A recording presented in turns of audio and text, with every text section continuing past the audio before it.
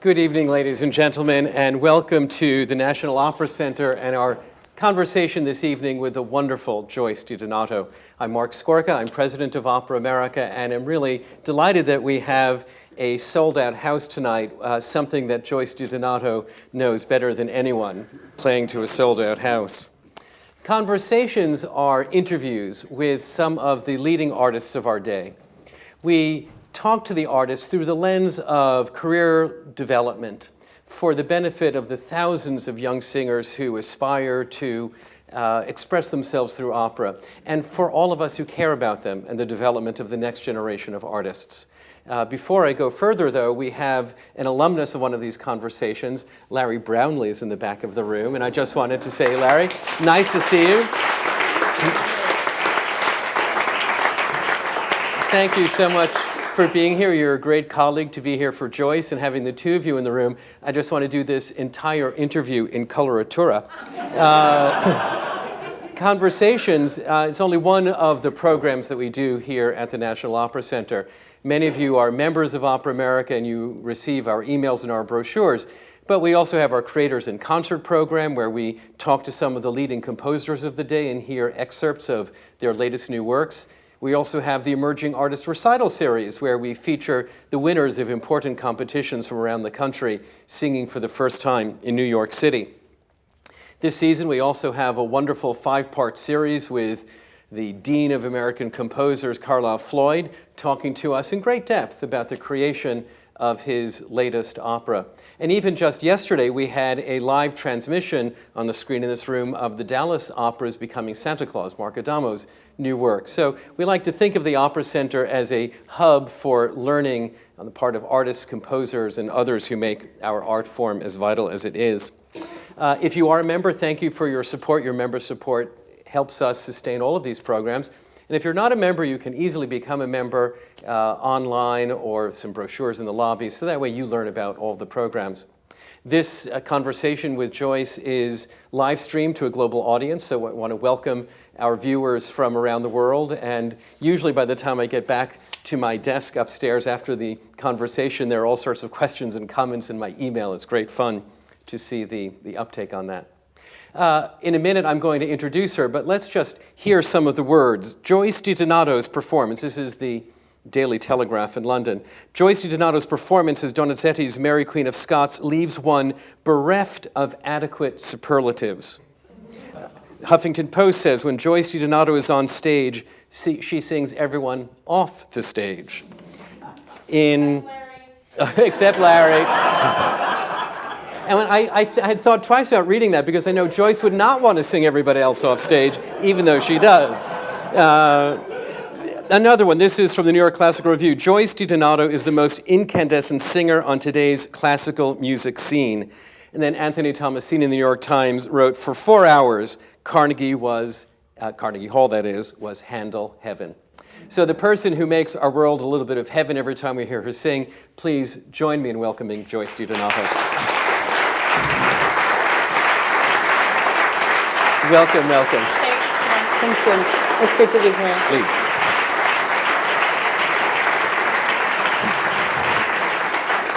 And I wanted to start by congratulating you on the Grammy Award nomination that was announced this morning. Thank you.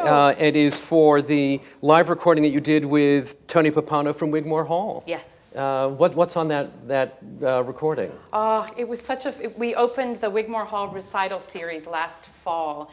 And it was my first time doing a recital with Tony Pappano at the piano, and I thought, what do I program that merits Sir Tony Pappano being at the piano? And we settled on a very distinctive 2 halves, and the first half was all Italian art song, Haydn, Ariana Naxos, and some Rossini songs, and these Santo Liquido pieces that I don't think had ever been recorded before, which is exciting. And then, to pay tribute to what Tony used to do when he was 17-year-old at the Red Barn Inn, he used to play piano bar. He was underage, but he would go and play piano music, and he's extraordinary at it. And I thought, this is my chance to do some of the American standards and some of the sort of Broadway tunes and American pieces I've wanted to do, and he is sublime on it. So it's a double disc. recorded live. I think it captured a lot of the electricity that was there fabulous. that Well, night. fingers crossed on the Grammy Award. Thank Hope you. it goes that way. I always begin these conversations by asking the same question. Who brought you to your first opera? My college roommate. Well, my first live opera. First live opera. So I went to college at Wichita State University as a music ed major, and the stars aligned and put me with the most sublime human being, Katie Steele at the time. She's now Katie Goyer. I didn't know her. It was a random pairing, and she was a voice major. And she was the one with the exquisitely beautiful voice, and she was the daughter of Kansas City's fabulous star baritone, Brian Steele. And he sang in Central City a lot. He's sung around, I think he did City Opera a number of times, but he was raising his family in Kansas City, so he was really the hometown guy there. And, you know, my dad had tried to get me to watch opera. I was like, woo, don't like opera. I didn't get it. I was taking voice lessons as an ed major. So as Katie was doing the performance stuff with this gorgeous voice, I was starting to understand the mechanics of a classically trained voice. So it was all of a sudden less foreign to me. And we went to Kansas City. We did a road trip because her dad was singing in The Marriage of Figaro. Wow. So that was my first How live fabulous. opera. In Kansas City. Kansas City Lyric Opera. Now, when I checked this morning, well, it was actually this Lyric afternoon. Opera of Kansas City, sorry. Right. When I checked this morning, it was 57 degrees in Prairie Village, Kansas. You were born in Prairie Village. Yes. And what was it like growing up there? It was just south of Kansas City. Did you partake in the culture of Kansas City? Well, I have to say the cultural landscape has exploded in Kansas City in the last 10 years. That's true. In the most magnificent way. Fellow Grammy nominees are the Kansas City Symphony and the Kansas City Chorale, also nominated, and they're world-class musical groups. And so it's really exploded. It was, of course, my perspective is skewed because I didn't know the world of music at that time, but it felt a little bit like Hickville growing up. The Kansas City Symphony was trying, the Lyric Opera was in there. It was really, at that time, Russell Patterson was running it, and it was one of the stalwarts of the American opera scene. But they Performing everything in English at that time. Performing everything in English, yes, but they weren't setting the world on fire. And so, I didn't quite know what was happening. We did have the Harem and Jewel series. Richard Harriman was this extraordinary visionary who was at the William Jewell Liberal Arts College, and he started bringing the world to Kansas City. They're now, I think, in their 51st year. And he would bring the Vienna Boys Choir. He would bring Itzhak Perlman. Luciano Pavarotti did his first American recital there. Marilyn Horne sang there 5 times. And jazz, and really brought the cultural world to Kansas City. And my dad had a subscription. So every 3 weeks or so, we'd say, what was on tonight? And I'd hear from him what was happening. But from my perspective at that time, it felt like the art was happening outside, and they had to bring it to Kansas City. Now we're creating the art there. Absolutely. And that's thrilling to see. And it's a community effort, it's a civic effort, it's a philanthropic effort as well. And we're blessed with some really fantastic leaders who are making that happen. It's been an amazing investment in the cultural infrastructure between the new Performing Arts Center and the incredible dance center for the dance company. Yes. It's really amazing things going on there. Visual arts, the museum has taken off. I do not think it's accidental that all these tentacles of culture are working together in tandem. And that's something Kansas City does very well. There's not a competition kind of thing. They recognize the strength of every cultural institution thriving and doing well, and one feeds the other. Now, your father was a choral director. Yes. And in high school, in what context was he a choral director? He was the volunteer church choir director. Okay. Since 1953 is when he started. Does that mean you were a volunteer choir singer? Yes.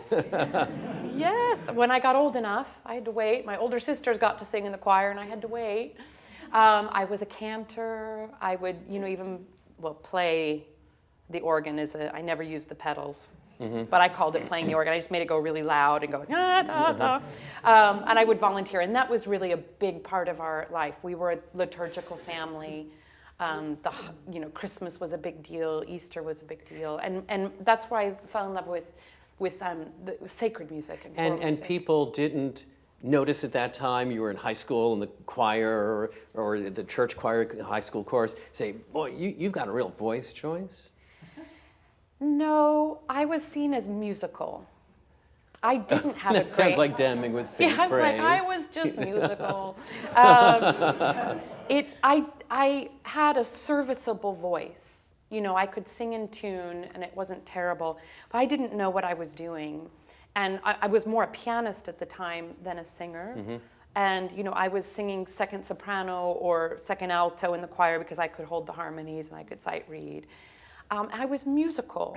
I would be in the plays or the musicals in high school, but I was never the romantic lead, but I was the one who needed punch or sauciness on the stage or things. So I had good stage presence and I was musical, but I was never identified as a vocal star. So then, Wichita State, for music education. Yes. Because you thought you wanted to be a music teacher? I was certain I would be a music teacher, as all 18-year-olds are. I know what I'm going to be. Yeah, I was one of those great, lucky kids that we had a fantastic choral program. And it lit my world on fire. And it opened up my worldview. And it taught me the power of music. It taught me the power of ensemble, being a part of something greater than yourself. And we did great things. We did my sophomore year Ceremony of Carols. We did Bach Magnificat, B minor Mass. I mean, it was hardcore. And it was extraordinary. And I still feel like some of those performances were some of the most memorable of my musical life. So that was my intention, is to pass on the torch in that way. Did you have music teachers in the family, or was this just what you wanted to do? My oldest sister, Amy, I'm 6th of 7, so there's a number of us. The 2 older sisters trained in classical piano. Okay. And so that's kind of where I learned the piano. But my sister still teaches at the same grade school we all went to, St. Anne's in Prairie Village, Kansas. And she teaches K through 8 music. Well, you would make a great show and tell visitor. I go there and I'll sing, you know, like maybe every other year, but every year I try and get up and visit her classroom. And now I'm kind of a rock star now. But before they were like, your sister does what? And, you know, I've done a couple master classes with them, like they're putting on The Little Mermaid or Shrek, and I go and I work with the kids. And what's interesting about that is I find, you know, now I do master classes where I can, and oftentimes at different levels and different developmental stages, I'm talking about the same stuff all the time, whether it's a 7th grader or a 33-year-old. That's fabulous. Same stuff. So back in Wichita, then there's this deflator mouse. Yes. And were you Orlovsky in the Deflator Mouse? Oh, gracious, no. I was in the chorus. Oh, really? Okay. Is that Orlovsky was a star part, remember. I was Kate Pinkerton. I was the mother in Hansel and Gretel. But that was your first opera on stage? Yes. And that's when I sort of went, ooh, this is fun. And I was just in the chorus, but it's a good chorus show. There's a lot to do. And that's when I thought, ooh, this is something special. Now, you could write a book about training programs. There's AVA, Santa Fe, the HGO Studio, Merola Opera Program in San Francisco, and that occupies about 6 years, from 1992 to 1998. And there's a lot that I didn't get into. Wolf Really? Trap. I really wanted to get into Wolf Trap. I really did, but and I'm sure Kim Whitman, is listening to this live stream. So Kim was not auditioning at the time, but I remember who was. I save all my rejection letters. I still have all my rejection letters. I do too. Yeah, that's important. It's so important. did each of these training programs somehow contribute differently so that you accumulated from all of them? Yes. And I think that's a reflection of the programs and what they're designed to do. and absolutely a reflection on where I was and what my learning needs were at that time, what my strengths were, what I was still working on. Because you went right from Wichita to AVA. Yes, Because barely. AVA's just, the best young singers will try to get into AVA. So clearly something clicked at Wichita. You went from chorus and Fledermaus to AVA. Clearly I was ignorant, and that Midwestern, I can do anything. I was rejected from AVA on my first audition, totally rejected. I have the letter, but Kevin McDowell, who's still the executive director, scribbled, I really liked your audition, wish we had a spot for you. Okay? What did I do? I called him up. And he said something like, I wish we had a spot because we have nothing to offer you on stage. So implying that there were no roles for me. I called him up and I said, I don't need a role. I don't care. And also I had not auditioned for any other program. I went to the Musical America guidebook. We did not have Google at that time. This was 95, 96. And Musical America was the Bible where you could find out about training programs, and it described what was happening. I knew I didn't want to go into a conventional master's program because I didn't want to be in writing papers and teaching people something when I didn't even know what I was doing. I wanted stage experience. And at the time, AVA was really the singular place to get that. It still kind of is for that age.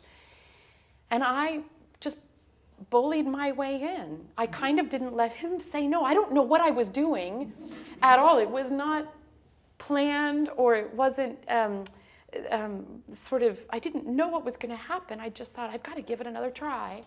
And I said, I don't need any roles. I just want to be there. I'll do whatever it takes. And this was like in June. And the program started in August. And I can't remember then how he finally gave in, but he sort of said, well, all right. And at that time, there was no scholarship. I mean, you got full scholarship for tuition, but there was no stipend or anything. So I worked 3 jobs to get there. Sure enough, there were no roles for me, but I was thrown into the lion's den.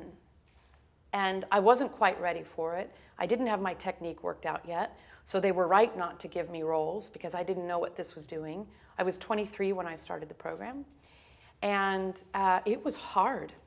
It was like going to boot camp. And I kind of wasn't ready. And the whole first year I sort of floundered.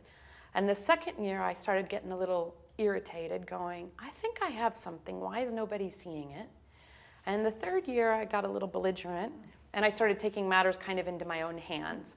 Meanwhile, the level of training I got was exceptional. I hit the roadblock that I think a lot of young singers hit, in that somebody hears you, and from that moment they hear you with those same ears. But I was making a lot of progress. Not enough, but I was making a lot of progress, and I couldn't quite break through. I wouldn't trade that experience for anything. That's where I learned how to do a recitative. It's where I learned how to fight back the tears and keep singing. It's where I learned that nobody was going to give me this career. It was where I learned that the only person responsible for my level of artistry was me. And it's where I got exceptional coaching that I still pull on today. Santa Fe mercifully came in between my second and third year there, and they were hearing me with new ears. And it's the first time I got some attention in the terms of, really, first time I ever got attention in terms of, hey, you're not bad. Not we think you're going to be a star, but you're not bad. And they gave me some highlighted things to do. I got to do a big scene in the scenes program, which was a big deal. Always singing coloratura at this point? Was coloratura just a natural gift? My voice could move. So I had speed, but I didn't have accuracy and I didn't have fluidity. There were a lot of gear shifts happening. And there was a lot of screeching at the top because I didn't quite know how to get up and access the top there.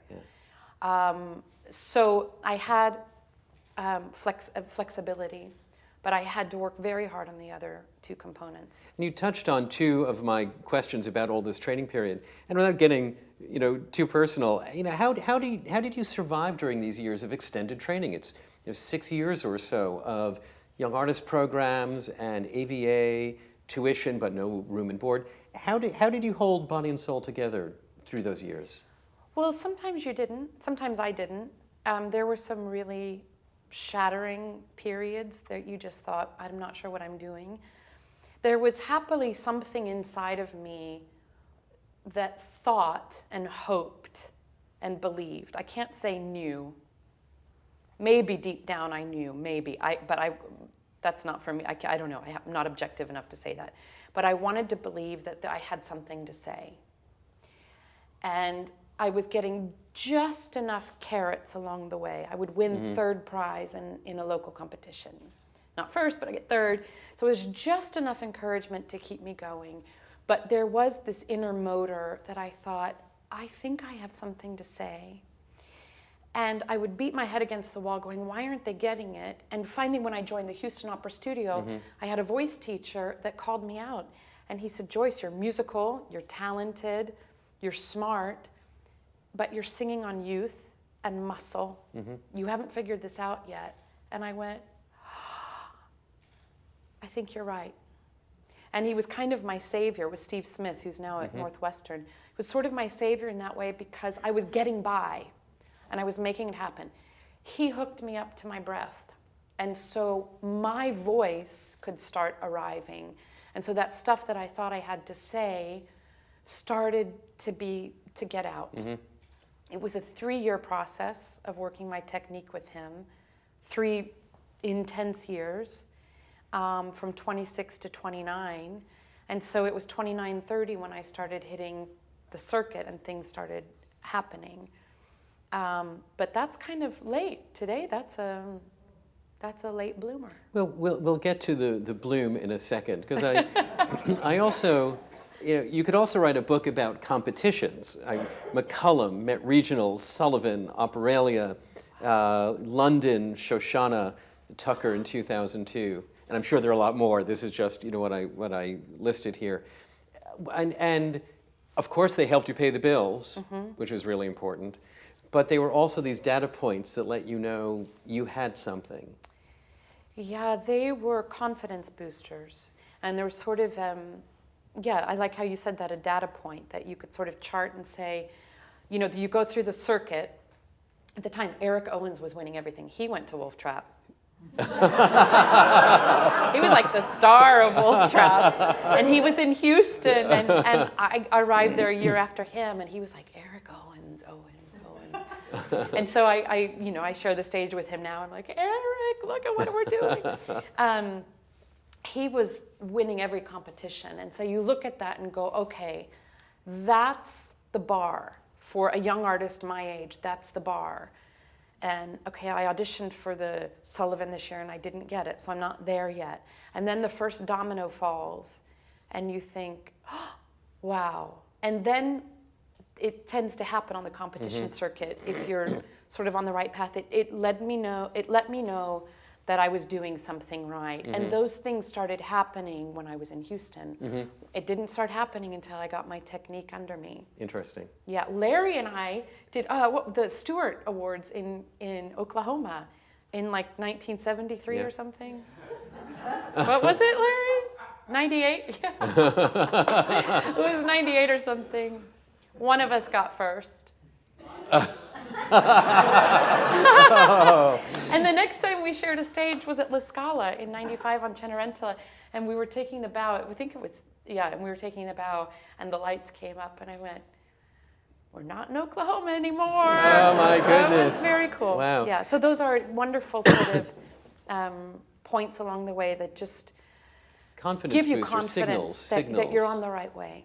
And again, you anticipated my next question. And I'm sure that it seemed to you to take forever, but you went from Houston and Santa Fe, where you sang Cherubino, to La Scala for Cenerentola, and then to London and to Paris. And in the first couple of years, you were working with Muti and with Zubin Mehta. What happened?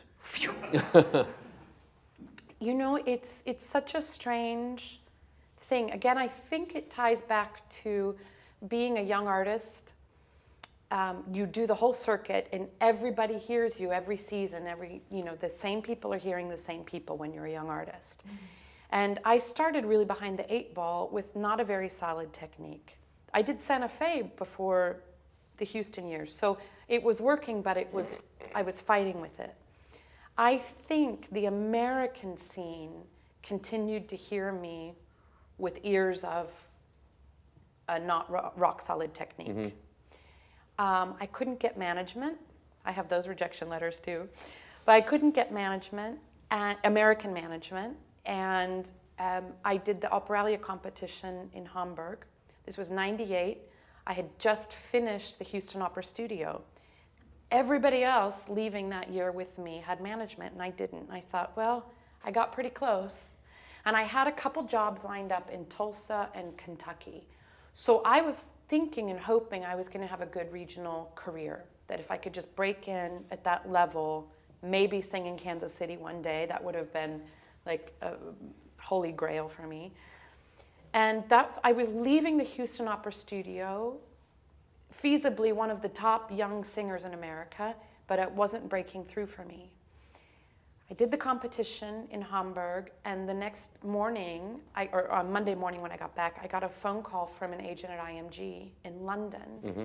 And he said, I think you're going to be a huge star. And I went, and I want to represent you worldwide.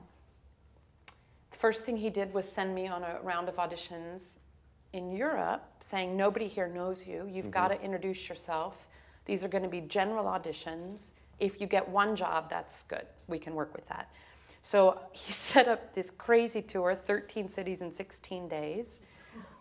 And they were regional B and C level houses in Europe. Nancy, Antwerp, Scottish opera, Seville opera.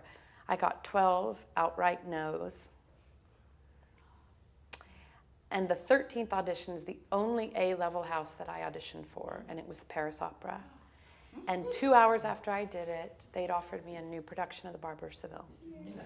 Wow, wow. I sang the same audition for Paris that I did for all these other houses, and that I had been doing for all the management and everybody. I was singing consistently. Mm-hmm. I mean, maybe there was an extra spark, but mm-hmm. I was singing pretty consistently. I think what happened in Paris is two things. Hugues Gall at the time... Was it the last in the sequence? Or the was last it one. Okay. The last audition. Mm-hmm. So maybe I went in with a little bit like, whatever. And it's the same, yeah. That was probably gave me the edge. But Hugues Gall was running the Paris Opera, and he had an affinity for American mm-hmm. singers and for giving young singers a chance. Also, he was close with Francesca Zambello. Mm-hmm. She had just that spring directed me as Kate Pinkerton in a new production of Butterfly at the Houston Grand Opera. She thought I was smart. I don't think she thought I was the greatest singer. I mean, Lielo dirai. Yeah, I didn't really. Okay, I can still sing her. But she saw I was smart and quick, and she liked that. She said to Hugues, mm-hmm. Joyce is going to be auditioning for you. Pay attention. She's good. So his listening ears had a different frequency mm-hmm. than just all the other 12 mm-hmm. people where I was just another generic lyric mezzo. And I fell in to an A-level house, and that's where the other houses then went, who's this singer? And I'm like, the same singer who auditioned for you 2 years ago. Mm-hmm, mm-hmm. But and then I started at that level. Mm-hmm. It is from a management point of view, it is rare that a manager wants to manage talent. They want to manage a career, and you didn't have one. So he really did hear something and believe in you, and he began by managing your talent before you had any real career. And doing it very wisely by saying, Joyce, I know this doesn't seem like a great job, but do it because you're working with A, B, and C, and this is a good thing. Or we're going to say no to this job. No, what do you mean no? We have to say yes. No, because it would make you appear this way. I mean, he did really manage. Not a booking agent, but a real manager. And knowing how to build a career with patience and time, kind of in the old-fashioned way. And so I was able to, I was ready for those jobs that came, but we were also building it in the right way, because one misstep, I'm not going to say you're ruined, but it's a lost opportunity. And at that point, you don't want to lose opportunities. Mm-hmm. And how long has that relationship lasted as a management-client relationship? We were together for 16 years, How which was fabulous. good. Yeah, it was a very good run. How wonderful to have someone, that kind of continuity, Yes. watching over the career. So you are, beyond the stage, and we could list all of the credits of the greatest opera houses in the world, but you are also just a really engaged and generous artist. You have such a reputation of giving of yourself, of your talent, of your wisdom. And I know that you've been doing some master classes. And I'm curious to know what you gain by giving master classes. Oh, that's a good question. Well, I think it fulfills that desire to teach, which I had very early on, was with me. It was a big struggle for me to leave the education field and go into the stage, because that felt very narcissistic. It felt very selfish. And I thought the education is much more service-oriented. Again, Catholic family, vocation was the big word at the dinner table. What's your vocation gonna be? And so that was always instilled in me about giving back and about thinking. And I have a desire to interact with people and help them find what it is that makes them tick. I think part of my advantage is I had to work so hard, in a way feeling kind of isolated, to find mine. And so I understand that struggle when it seems like the world is against you and nobody's getting it. And all you're hearing is what's wrong with you. As a singer, that's welcome to your world. That's all the feedback is you were sharp, you were flat, you're do this, you're do that. And so I empathize a lot with the singers who are going through that. And I'm very happy to just be a sounding board or a reference point or a guidance to them about how to weather those waters, because they're tricky, they're very hard. And I also derive incredible joy from seeing people get it, seeing that light bulb go off, seeing some of their barriers fall down, seeing them realize they can do it, or they can do it in a way bigger than they ever thought. And that's pretty fabulous. Some of the master classes have been live streamed. Yes. So that people are watching, you're not working with them, they're not in the room, but that you have shared it with other students in other cities and other countries. Yeah, I think that's one of the marvels of technology today, is we have that at our disposal. And I like to get a lot of bang for my buck. So I know also, when I travel around South America, China, Japan, I have a lot of young people going up saying, can you do a master class? But I'm there for 28 hours. I don't have time. I love the idea of giving them the opportunity to watch this. It's also how I try to teach the classes. I'm not always successful, but my aim is to teach process and to teach things in a general enough way that the smart singers out there will take it and make it their own. So they don't have to be the one who's getting 20 minutes to work with me. I try and identify things and convey it in a way that other singers can utilize that and learn from it as well.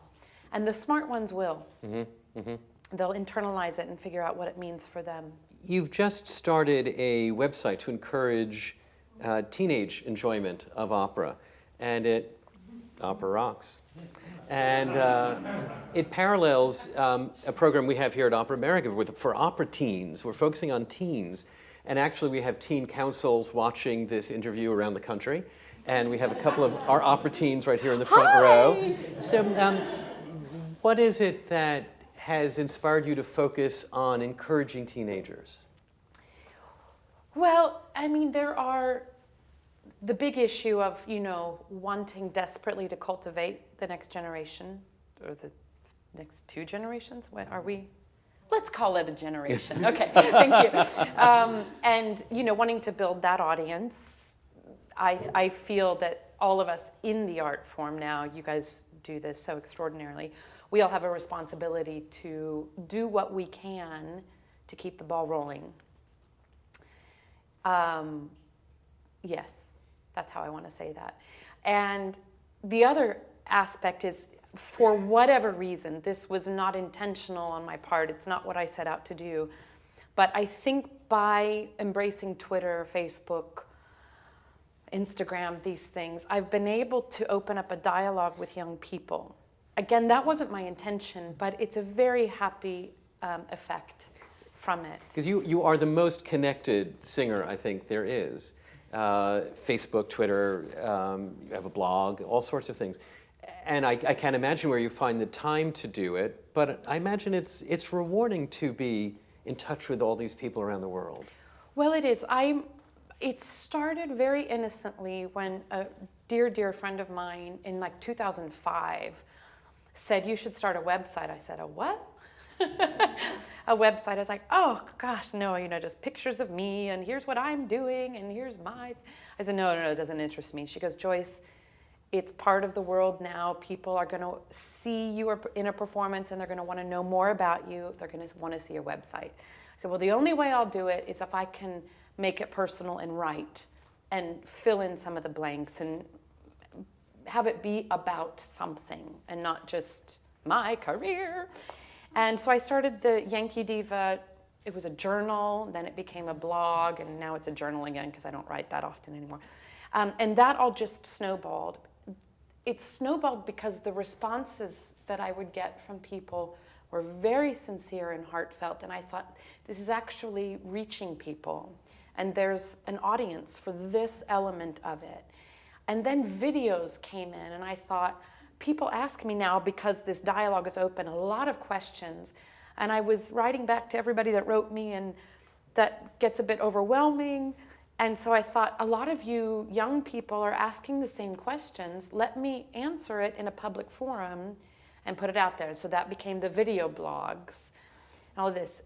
Meanwhile, the young audience is getting cultivated, and I thought, this is exciting.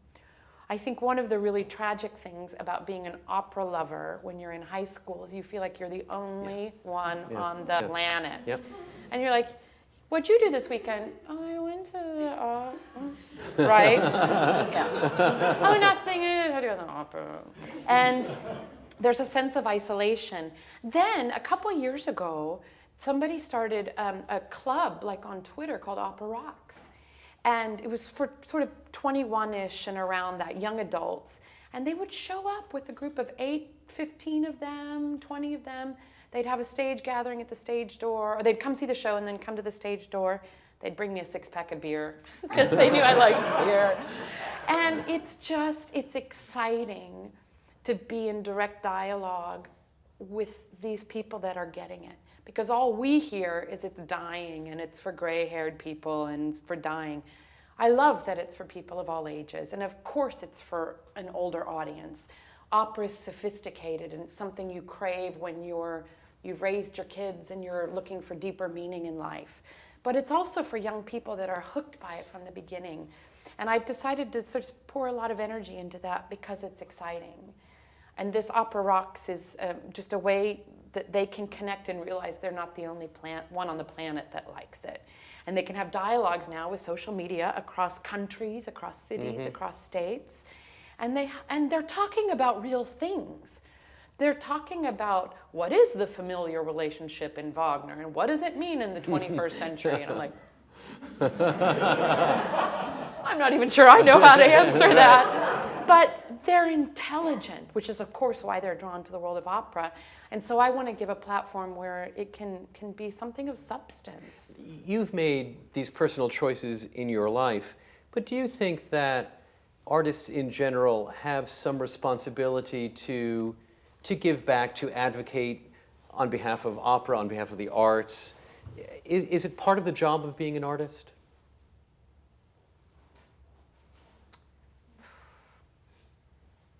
It's a really good question.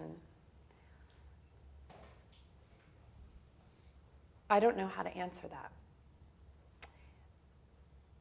I guess it's the parallel is do we have a duty to be a good citizen? You can make an argument for yes, and you can make an argument for, you're entitled to just live your life and live it to the best that you want to. That's your right.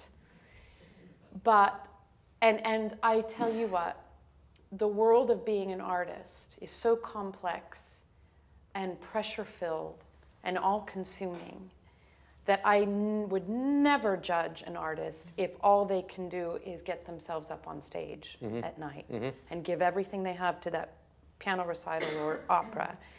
That is enough, and that is a lot.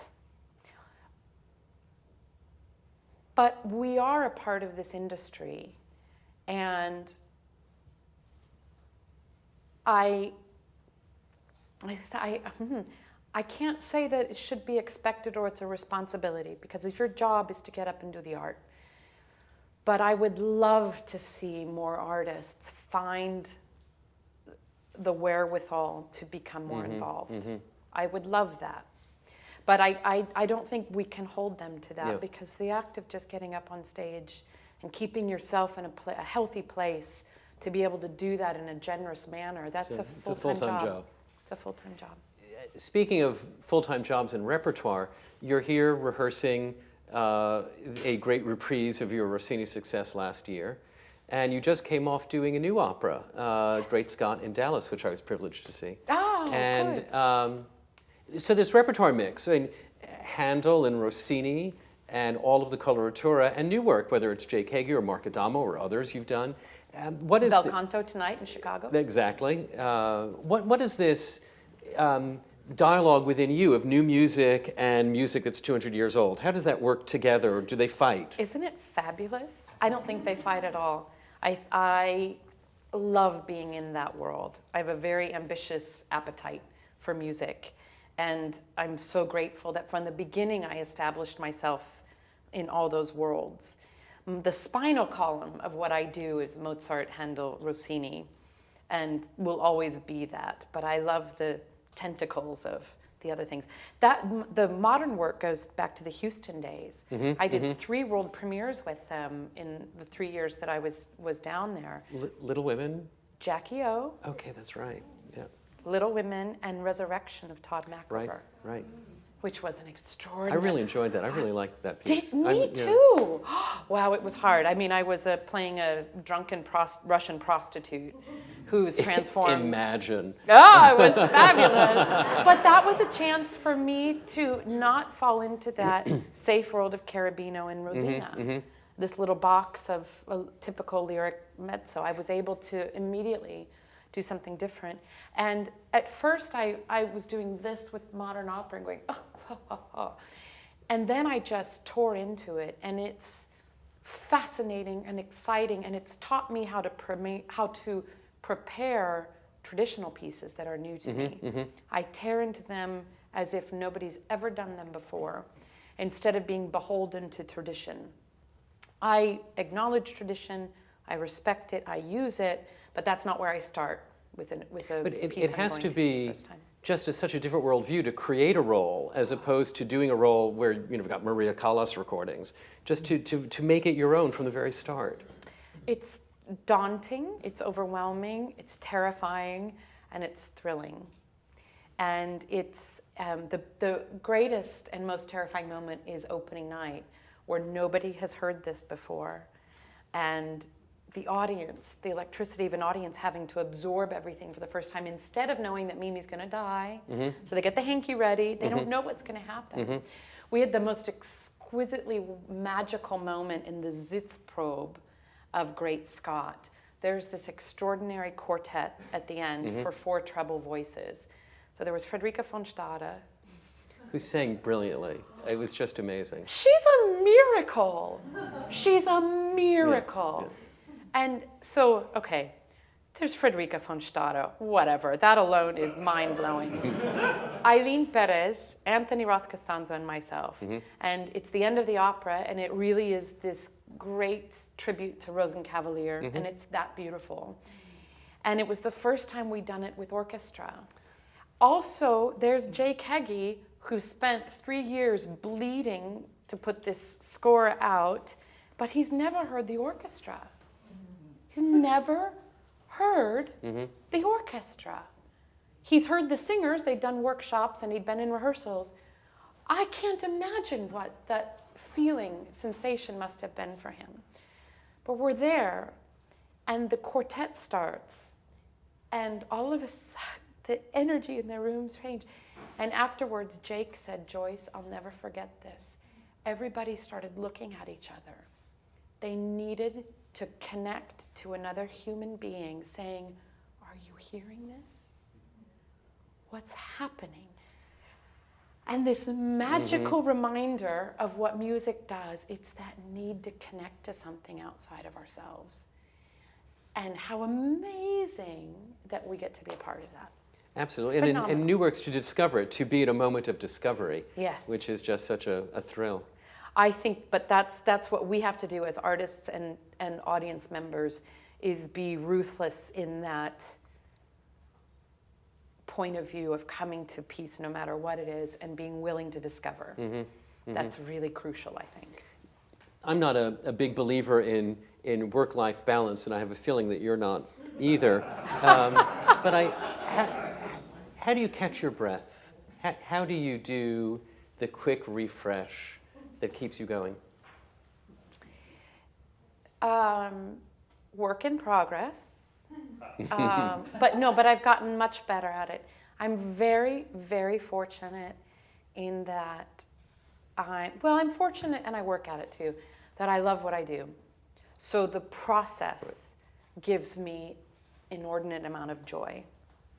And when I'm down, the music refuels me. There have been times where I'm getting ready for a show and they call 15 minutes and I'm sitting there going, oof, I do not have this in me tonight. And the orchestra starts and I have it in spades because it just energizes me. I love what I do, but I've learned to work very hard and protect the things that allow me to enjoy the world around what I do. The travel, the isolation, the pressure, the energy that it takes to interact with people, the social media stuff, all of that I do. I back off of it when I need a break, and then I engage in it when I have the energy and when I have something to say. So I've just given myself permission to do it when I can. Nature has become a real necessity in my life. That's where I refuel really well as I get into nature, and that clears things out a lot. And perhaps most importantly, surrounding myself by real people. I think yes people are really dangerous. That doesn't interest me at all. Not always easy, but I don't surround myself by yes people. And I work very hard to maintain the relationships that are completely independent of the opera world, but that are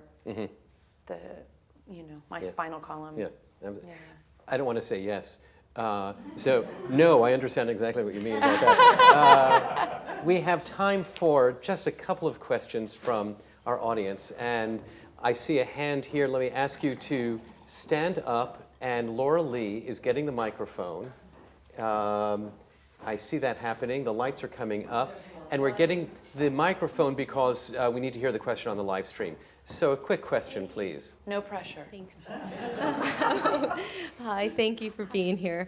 So my question is, you made mention that when you worked with Stephen Smith for 3 years, he connected you with your breath, and it was from that point that your voice was able to really come out. And I just wanted to get more clarification about what you meant by that, technically, or both symbolically and technically. Everything, yeah. I mean, this is what is the glory of the human voice, is that when it's free, it is, I think, perhaps the most pure expression of who you are. And I was really good at forcing my voice. I was using tongue tension and all this stuff to make the sound happen. And that involved a lot of resistance and a lot of pressure and force. So if you imagine that, it was impossible for myself to resonate in that. If you play, do you play sports at all? No. But if you can imagine a tennis player or a golf, when they try and hit the ball, or a baseball player. I don't know if you guys heard.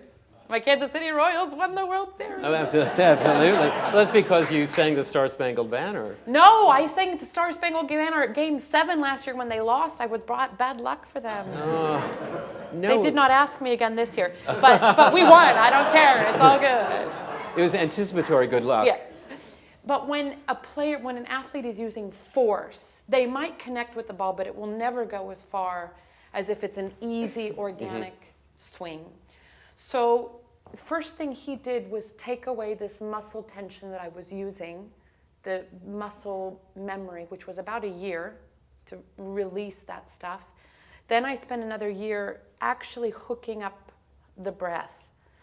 And then it took another year to trust that process and not fall back out of nerves. I'd want to make the sound happen so I could pressurize it. I could make a lot of sound, but it wasn't pretty. It still happens that way sometimes. Is it if you listen to a recording, is it recognizable as you? Yes. Okay. Oh, yes. Just a tense you. Yeah, I'd never listened to those recordings. We don't speak about those, Margaret. But yeah, it is. And you hear that my voice is not free. So what we're always looking for as singers is more freedom, more freedom, more freedom. And I think the only way that can really happen is if you allow the breath to do what it does naturally. You know, you look at a baby, they've got it down. They're built for that. Once that breath is going freely, I'm then become more free to express, that my energy can then be channeled in that direction rather than making sound and trying to get the pitch and get the top note and make it happen. I can relax and I become more expressive and more freely expressive. And I think when it hits that groove, it doesn't always happen by any means, but we look for consistency as much as we can, then my expression as a person comes out. That has been a long process for me, hooking up to the breath. And interestingly enough, the more freedom I found, and I've had these breakthroughs, vocal breakthroughs along the way. I won't pinpoint where they were because then you'll listen and then you'll hear it, and I don't want you to. But I've had these breakthroughs where all of a sudden more freedom has come or more depth. My career then would kind of step up another notch, or it would go into like a new level. My career has responded to me finding more authentic expression as myself. And when I find that in the voice, then I'm less inhibited to do that as a person. So when I speak or I give a speech, I'm grounded more in that place of freedom, which the voice has taught me.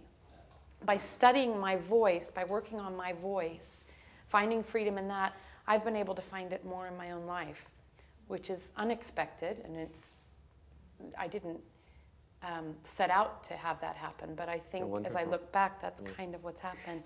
And it's not that I sing so differently now that put me up into this other level. I think people respond to me because I'm more myself, rather than another diva or whatever. And a lesson from that wonderful response is that breakthroughs keep happening. Yeah. That it just keeps unfolding. Where's Deb is here? Yeah. Yeah, I have a voice lesson tomorrow. I had 2 last and that week. That was my next question about I had 2 last week. About voice lessons. Someone at your incredible career, you still study. Oh, last week, what did I say to Deb? I was like, wait, why didn't I know this 20 years ago? Why am I just now learning this? Yes, you're constantly peeling back the layers of an onion. We are an infinite onion. Mm-hmm. Does not. I know. Better phrases have rolled off my tongue in the past. But luckily we're all in the same room together. Yeah, so and I think the singers, you all know what I'm talking about.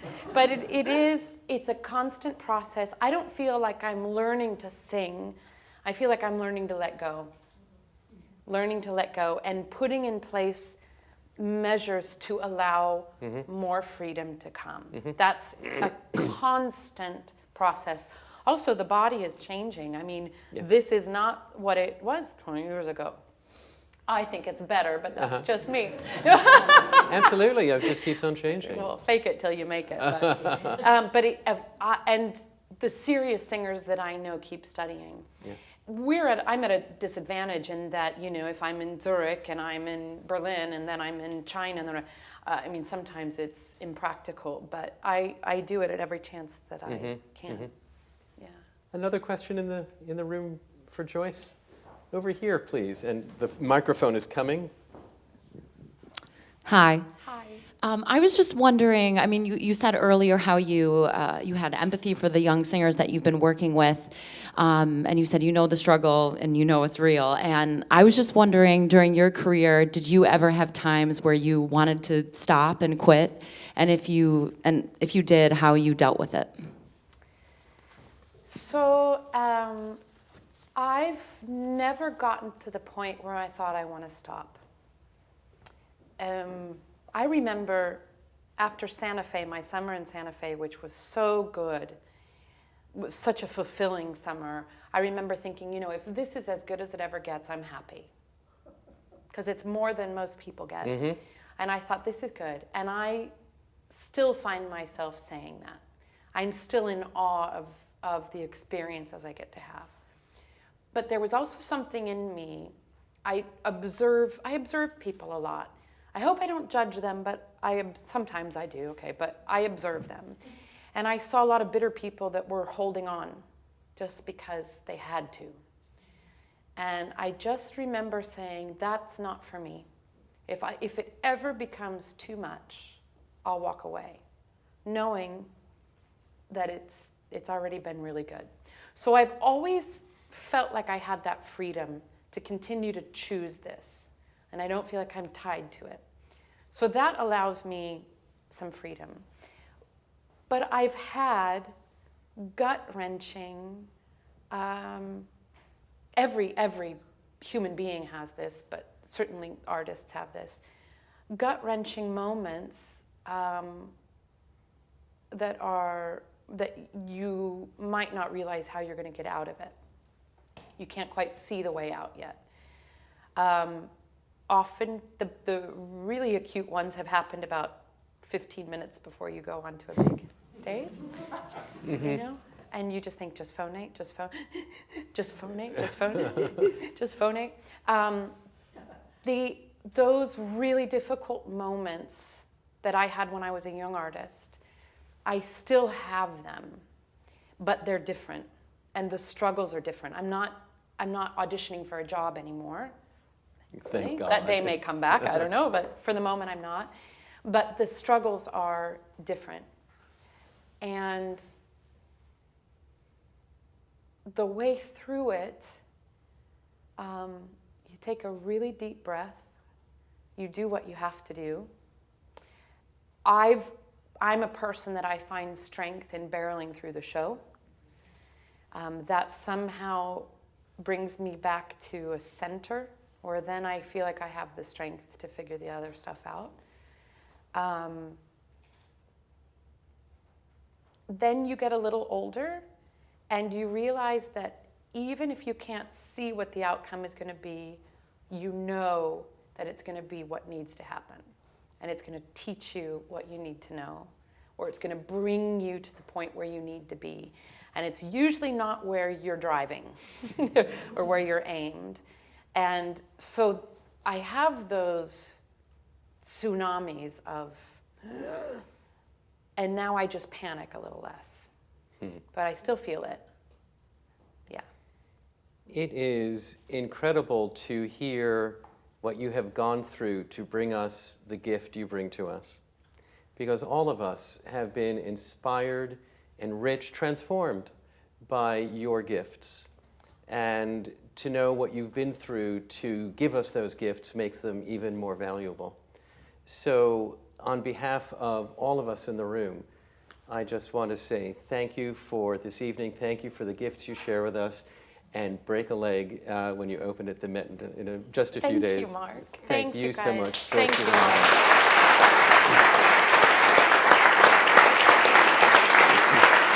Now,